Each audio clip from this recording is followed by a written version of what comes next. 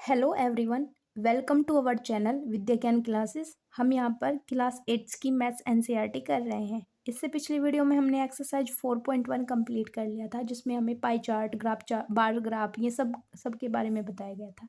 ये चैप्टर थोड़ा उससे अलग है, मतलब चैप्टर वही है लेकिन थोड़ा पैटर्न अलग है, थोड़ा जो कॉन्सेप्ट्स हैं वे अलग हैं। तो चलिए फ्रेंड्स, शुरू करते हैं। सबसे पहला हमारा क्वेश्चन नंबर है 1।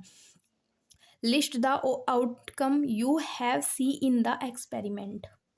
हमें आउटकम बताना है। आउटकम का मतलब ये होता है कि जो हमें फाइनल रिजल्ट प्राप्त हो, उसे हम बोलते हैं आउटकम।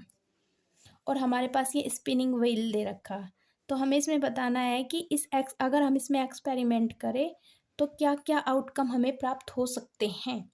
देखिए फ्रेंड्स, हमारे पास ये स्प्रिंग व्हील है और इसमें ये ऐसा चिन्ह लगा है ना। अगर हम इसे घुमाएं, हमने गेम में भी देखा है काफ़ी में, उसमें ऐसे इस तरह से निडल सी बनी रहती है और वो जो जो जहाँ जहाँ तक जाती है तो वो ही हमारा आउटकम होगा।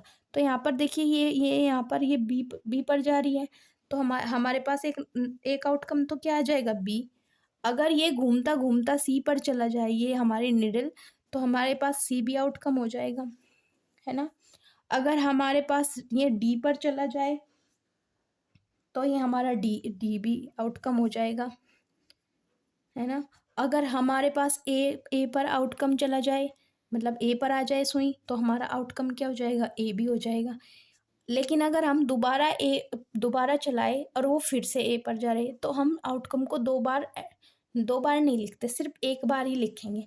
तो हमारे पास कहने का अर्थ है कि अगर हमें आउटकम निकालने हैं तो आउटकम वे नंबर्स होते हैं जितने उसमें रिजल्ट आने की पॉसिबिलिटी रहती है। तो इसमें 4 नंबर आने की पॉसिबिलिटी थी, ए बी सी डी ये है, तो हम इसे ए बी सी डी भी लिख सकते हैं, या जो भी मैंने लिखा है ये भी लिख सकते हैं।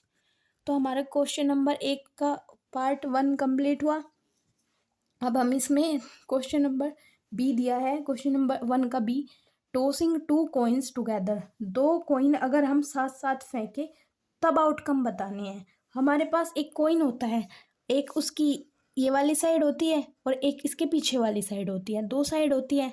तो एक कॉइन में अगर हम उसे फेंके तो एक बार तो या तो हेड आएगा या फिर उसके पीछे अगर वो दूसरी तरफ आ गया तो हम उसे कहेंगे कि हमारे पास ये टेल आ गया।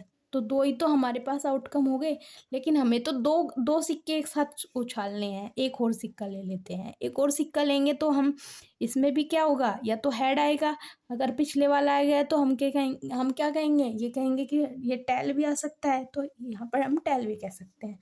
तो उसके आउटकम बताने हैं जब हम दोनों सिक्कों को एक साथ फेंकेंगे ऊपर, एक साथ फेंकेंगे ऊपर।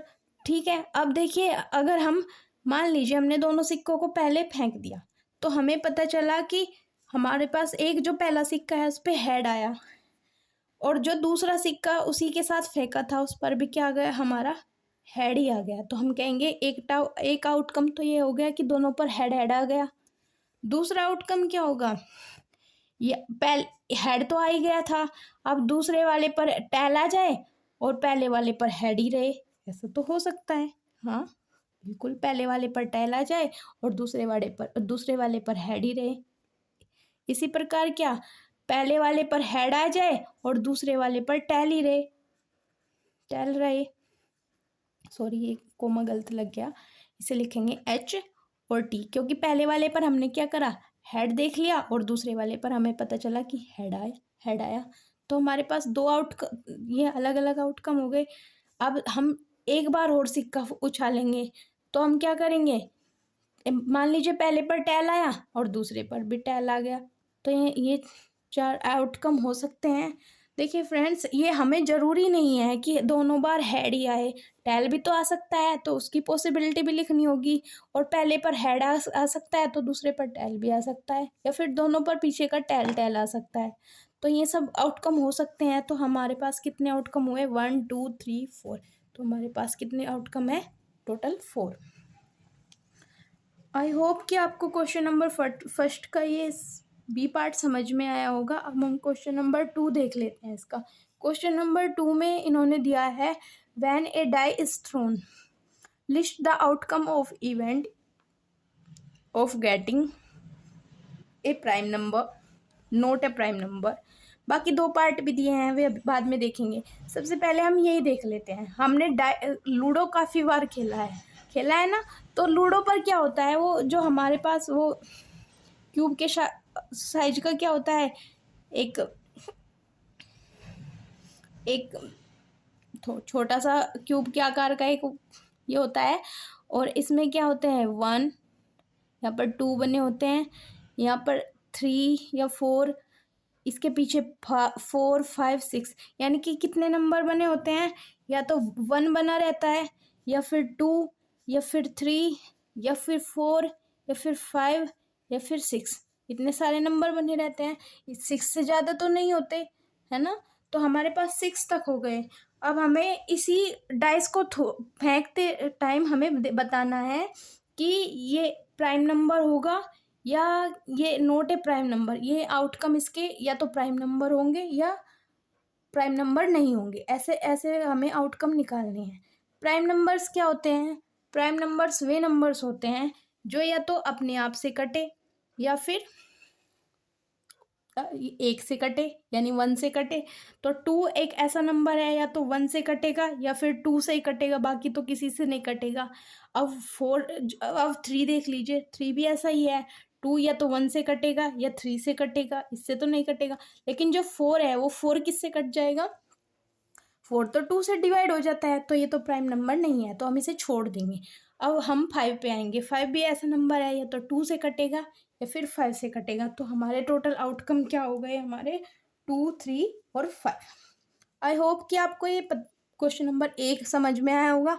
अब क्वेश्चन नंबर बी क्या है? नोट अ प्राइम नंबर, यानी कि ऐसे नंबर्स जो प्राइम नहीं है वे नॉन प्राइम नंबर होंगे। नॉन प्राइम नंबर कैसे? यानी कंपोजिट नंबर। कंपोजिट नंबर क्या होते हैं? कंपोजिट नंबर ऐसे होते हैं जो या अपने आप से कटे और उसके किसी दूसरे नंबर से भी कट जाए। अपने आप से तो कटे ही कटे, दूसरे नंबर से भी कट जाए। मान लीजिए, देखो यहाँ पर ये 1 तो सबसे ही कट जाता है। तो 1 तो सब में आता है। मान लीजिए हमारे पास 100 है, तो हम इसे तो कहेंगे कि 100 से डिवाइड हो गया, तब भी 100 आया। तो 1 तो सब में आएगा। अब हमारे पास 2 और 3 तो हमारे प्राइम में आ गए थे। अब हम 4 को देख लेते हैं, और 4 तो किससे डिवाइड हो जाता है? 2 से। तो 4 भी हमारा नॉन प्राइम नंबर है। अब हमारे पास 6 है, और 6 किसके टेबल में आता है? 2 के टेबल में आता है। तो 2 के टेबल में आने के कारण हम कहेंगे कि ये भी एक नॉन प्राइम नंबर है। तो 2 1 4 6 ये क्या है? ऐसे नंबर्स है जो प्राइम नहीं है। अब हम क्वेश्चन नंबर 2 देख लेते हैं इसका। 2 का सेकंड, 2 के सेकंड में क्या दिया है? When a die is thrown. Same number है, बस ये थोड़ा इन्होंने अलग पूछा है। When a die is thrown, वही डाई फेंकी गई है, और इसने पूछा है list the outcome of event getting a number greater than 5। ऐसा नंबर बताना है जो डाई भी फेंके जाने पर 5 से अधिक आए। 1 2 3 4, ये डाइस पर नंबर आते हैं 6 तक। तो ऐसा नंबर जो 5 से अधिक हो, 5 से अधिक हो, वो तो 6 है। तो ऐसा तो सिर्फ एक ही नंबर है, only 6। A number is not greater than 5। ऐसे नंबर्स बताने हैं जो 5 से अधिक नहीं हो। बताओ कौन कौन से हैं इसी डाइस में? 1 भी एक ऐसा नंबर है, 2 भी एक ऐसा नंबर है जो 5 से अधिक है, नहीं है, अधिक नहीं है, सॉरी। ये 3 भी ऐसा नंबर है जो 5 से अधिक नहीं है। ये भी 4 भी ऐसा ही नंबर है। तो 1 2 3 4 हमारे पास ये 4 नंबर आए, और 5 भी हमारे पास 5 से अधिक तो नहीं है, 5 जितना ही तो है, तो हम इसे 5 तक रखेंगे। तो ये हमारा आंसर आया। अब क्वेश्चन नंबर 3 में दिया है इन्होंने, find the probability of. Probability क्या होता है? प्रोबेबिलिटी होता है संभावना। मतलब हमारे पास कोई चीज़ है, और वो चीज़ के मतलब हम कह सकते हैं कि आज बारिश होगी, तो हम क्या कह रहे हैं? ये संभावना है। आज हमारे पास मतलब ये हम सिक्का उछाल रहे हैं, तो हमारे पास 2 नंबर आएंगे, तो हम क्या कह रहे हैं? ये अभी संभावना ही है। मतलब प्रोबेबिलिटी का अर्थ होता है सिंपल सरल भाषा में, हिंदी में, संभावना। तो हम पॉसिबिलिटी को ही प्रोबेबिलिटी बोलते हैं। तो find the probability of the pointer stopping D in the figure.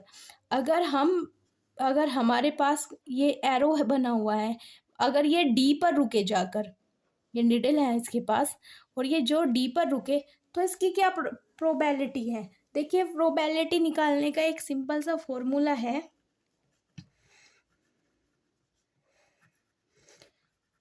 जो टोटल नंबर्स हैं, मतलब जितनी भी संभावनाएं हो सकती हैं। मान लीजिए मैंने पिछले क्वेश्चन में भी बताया था कि ए भी आ सकता है, बी भी आ सकता है, सी भी आ सकता है और डी भी आ सकता है। तो कितनी मतलब जो नीचे होगा उसे क्या कहेंगे, number of, total number of possibility, total number of possibility.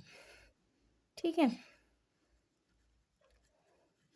और ऊपर क्या होगा, जो इन्होंने दिया है, यानी कि हम कहेंगे जो आउटकम हमारे पास आना है, ये तो टोटल नंबर ऑफ, ये हो जाएगा आउटकम जो हमारे पास आया है ना। तो ठीक है, अब हमारे पास पता चला क्या है, हमारे पास यहाँ पर देखेंगे हम कितनी पॉसिबिलिटी है। ए भी आ सकता है, बी भी आ सकता है, सी भी आ सकता है और डी भी आ सकता है। तो कितनी पॉसिबिलिटी हो गई हमारे पास, 4। तो उसे तो हम नीचे रख लेंगे। ये प्रोबेबिलिटी का छोटा सा फॉर्मूला है, आप इसे रिवाइज कर लीजिएगा। ठीक है, तो यह तो हमारे पास नीचे आ गया। और जो आउटकम हमें निकालना है, हमें क्या निकालना कि पॉइंटर क्या किस पर रुके, ऑन द डी पॉइंट। ऐसा तो सिर्फ एक बार ही होगा कि डी पर रुकेगा, तो क्योंकि डी तो सिर्फ एक ही पॉइंट है, 2 पॉइंट तो नहीं है। अगर हम ए का लेते तो ए तो इसमें 2 बार दिया है, तब हम 2 लिखते। अब लेकिन अब हम क्या लिखेंगे, 1/4, क्योंकि 1 की पॉसिबिलिटी क्या, डी की पॉसिबिलिटी कैसी है, ओनली 1 टाइम। तो हम इसकी प्रोबेबिलिटी कितनी आ गई, तो 1/4। अब हम इसका बी पार्ट देख लेते हैं, पॉसिबिलिटी ऑफ